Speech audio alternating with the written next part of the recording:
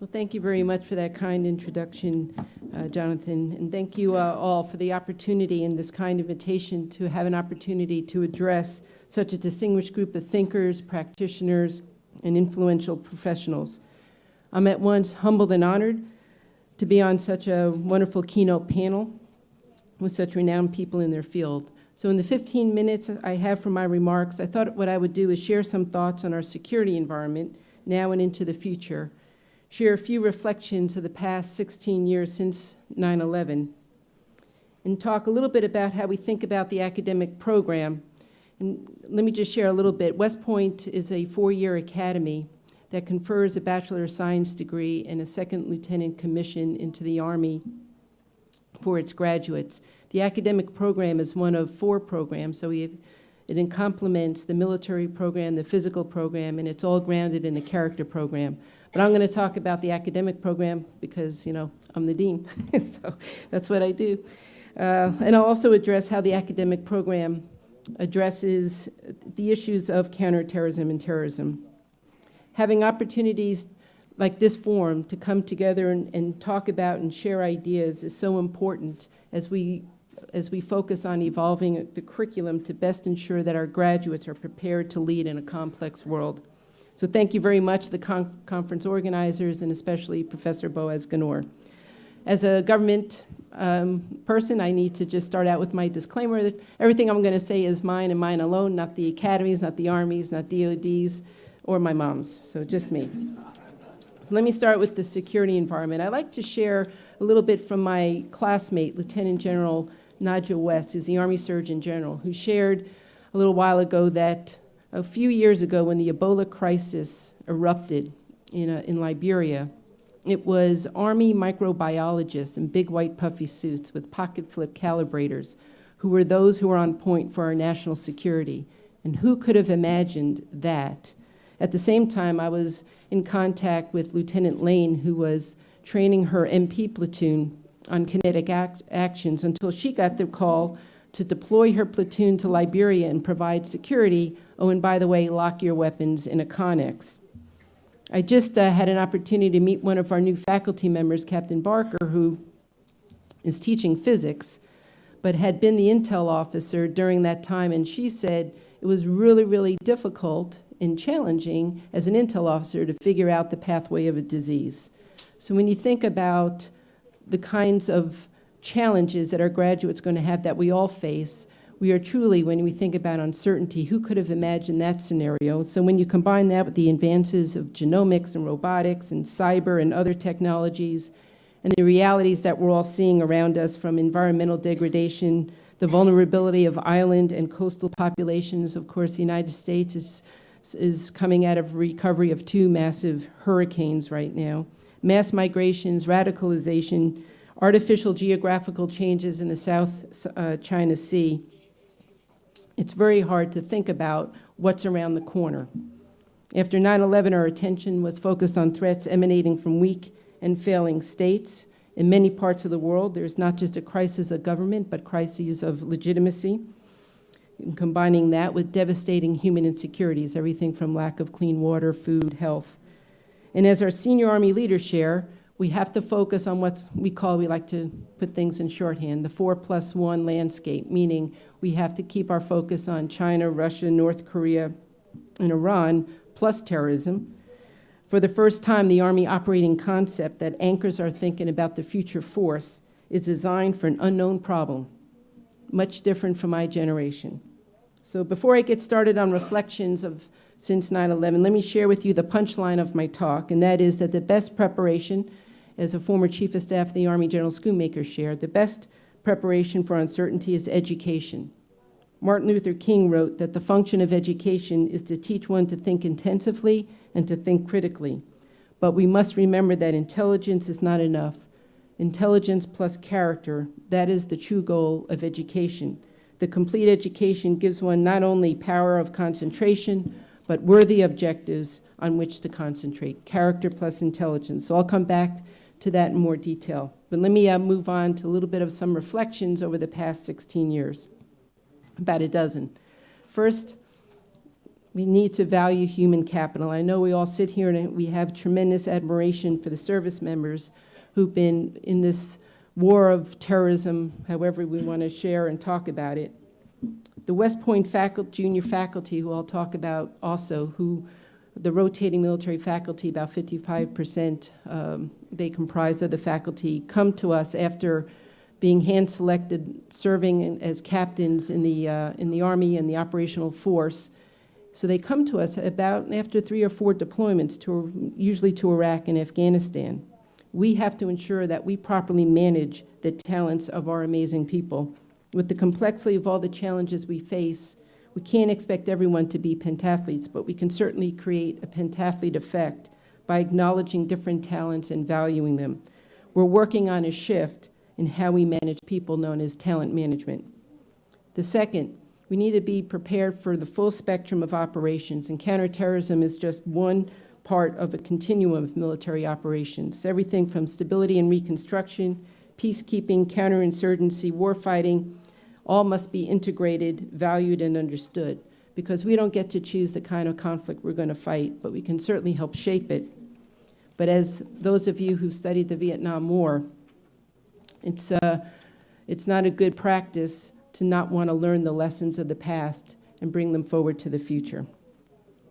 Third, it's important to embrace the discomfort zone. Secretary Gates in 2008 said, in recent years, the lines separating war, peace, diplomacy, and development have become more blurred and no longer fit the neat organizational charts of the 20th century. All the various elements and stakeholders working in the international arena, military and civilian, government and private, have learned to stretch outside their comfort zone, to work together and achieve results. And we all know why that's the case, because many of the challenges require a multidimensional approach with the military in a supporting role. Subsequently, all leaders must be open to forming new teams that reflect diverse perspectives and approaches, whatever the operation, guided by a common purpose. Fourth, rethink security. Peter Liotta suggests to rethink security in terms of for whom, from whom, by whom, and with what means. And I'd like to offer a human security framework, meaning looking at the security environment from an individual's perspective. That is, those threats that affect daily survival that the state cannot or won't deter. But this provides a comprehensive contextual lens that is needed to understand threats, vulnerabilities, and opportunities. Tony Blair suggests that the first step in determining whether to intervene anywhere is to diagnose the problem first. Key to this process is to understand and value the local perspectives. For example, while international terrorism may be a priority for the United States, local terrorism may not be the most pressing security problem for the host nation or its people. This requires empathy. Fifth, we must learn from past studies and bring forward important lessons while reevaluating assumptions. David Kilcullen describes a counterterrorism or counterinsurgency environment as a conflict ecosystem. If you don't understand that ecosystem, affecting change in one area may produce unwanted change in another. Thus, as we think about the dynamic Al-Qaeda or Daesh or IS, it is a threat that is set against or exists in this ecosystem. And I saw the importance of understanding this ecosystem 2 summers ago, working as senior advisor, the chief of Office of Security Cooperation in Iraq. We had to keep asking what a post-Daesh environment looks like. And it was clear how we defeated Daesh mattered, with which security forces, and how the political, economic, and societal factors were aligned to address driving factors. We teach a course called Winning the Peace that's based on this premise, and that is that it's much harder to hold the hill than to take the hill. Sixth, this human security framework approach helps us identify opportunities. Empowering people through, for example, economics has come to the fore in conflict-prone societies. General Petraeus identifies money, if you put in the right hands, is even more effective than weapons or ammunition. Next, to rethink outcomes. Often we're told to stabilize an area. Ralph Dorndorf talks about stability as comprised by effectiveness and legitimacy, meaning that governments have to work probably more importantly, people have to feel that the government has the moral authority to rule. And I want to highlight this notion of legitimacy because it's rooted in the people and can't be imposed. Preventing terrorism and enhancing stability requires tireless efforts, perseverance, and tenacity. Small changes over time will make a difference, but I like to call for baseball fans small ball strategy. And this calls for strategic patience while learning how best to tap non-military capital in ways that will make a difference. Eighth, empower local stakeholders. For many missions, our role is one of empowering. Again, General Petraeus writes about the importance of empowering the local people, citing T.E. Lawrence. Do not try to do too much with your own hands.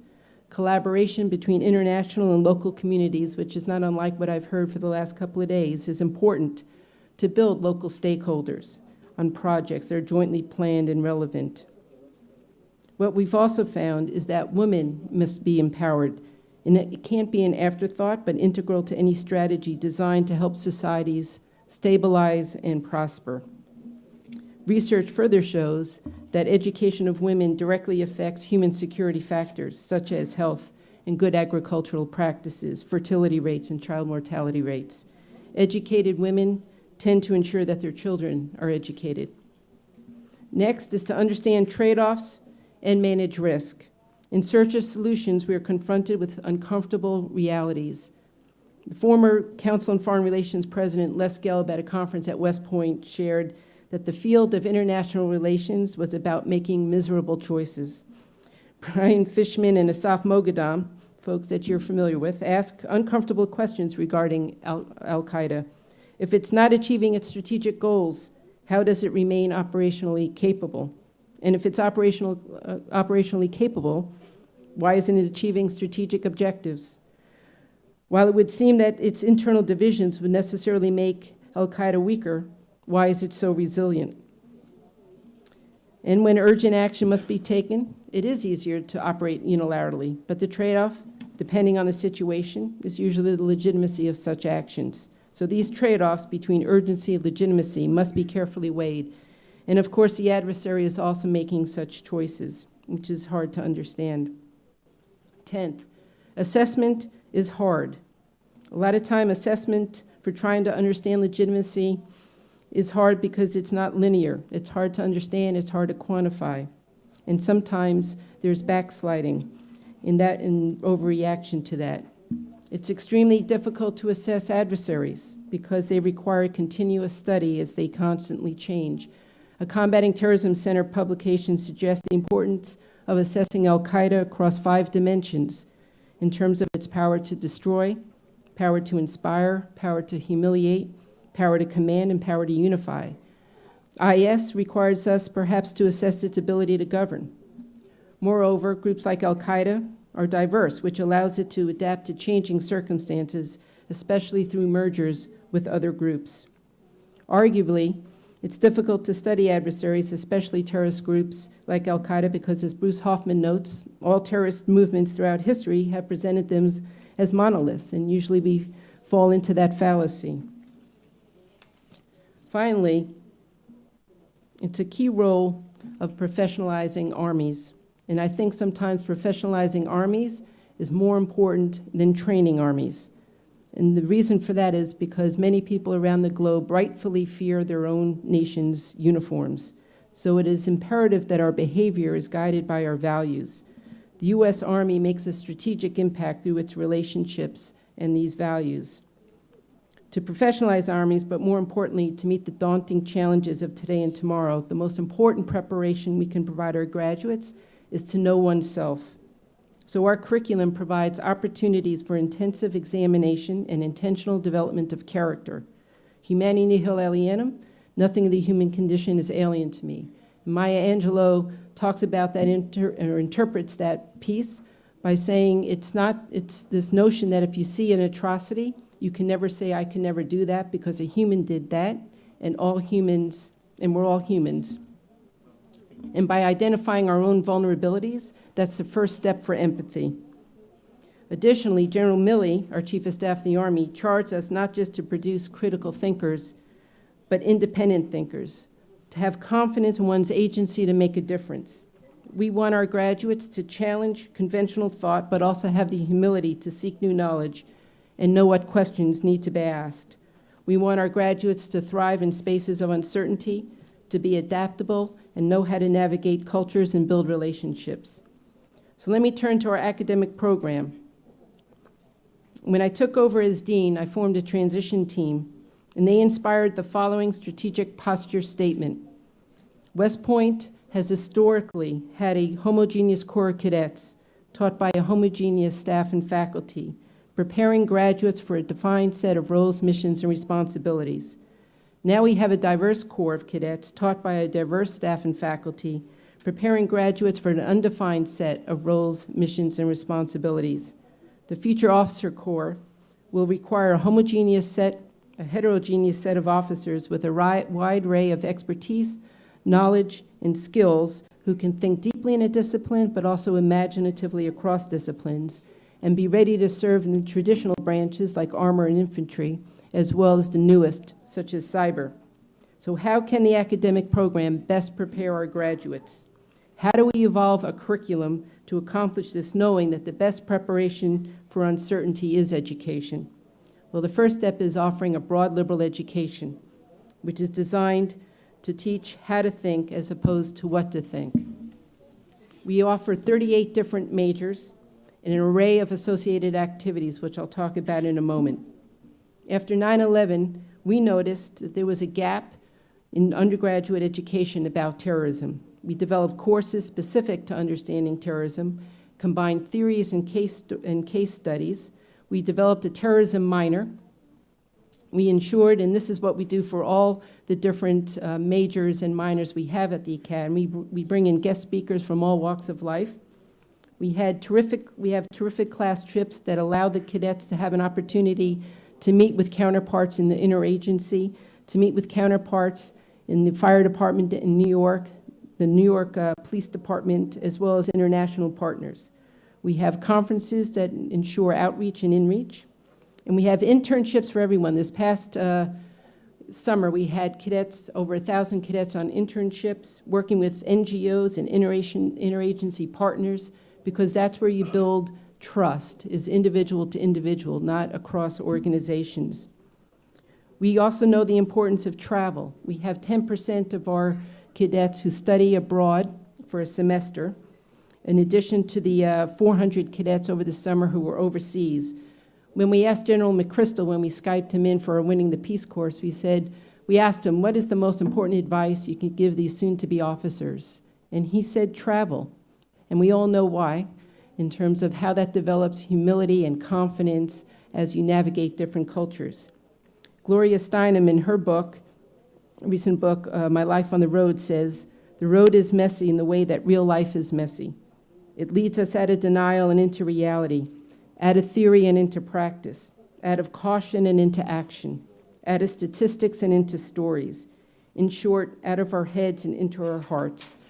In short, these activities, research, which I'll talk about in a moment, to all these extracurricular activities, elevates our game from critical thinking to independent thinking.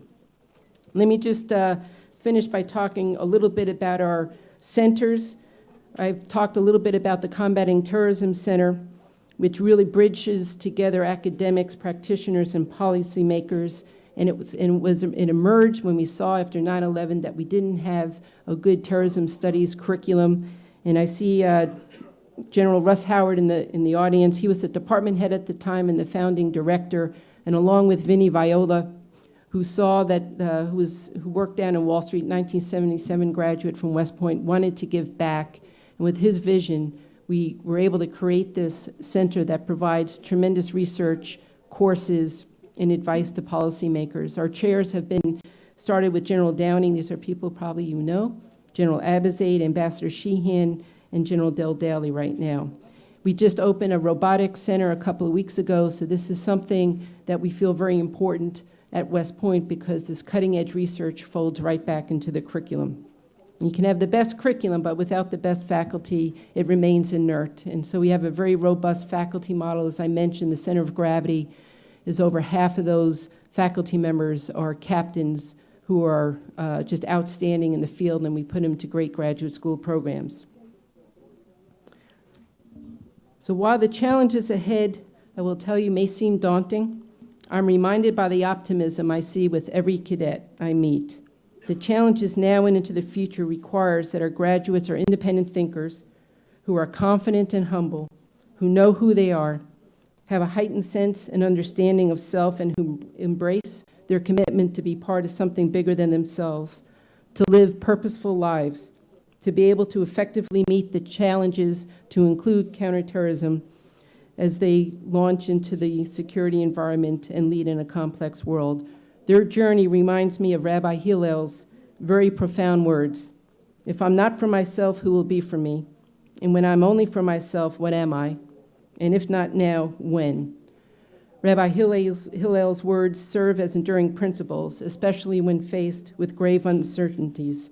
And his words should serve as a source of strength, whether we're here in Israel, in the Hudson Valley of New York, or in the far corners of the globe. Thank you very much for the opportunity to join you this afternoon. I look forward to our conversation. Thank you. ICT International.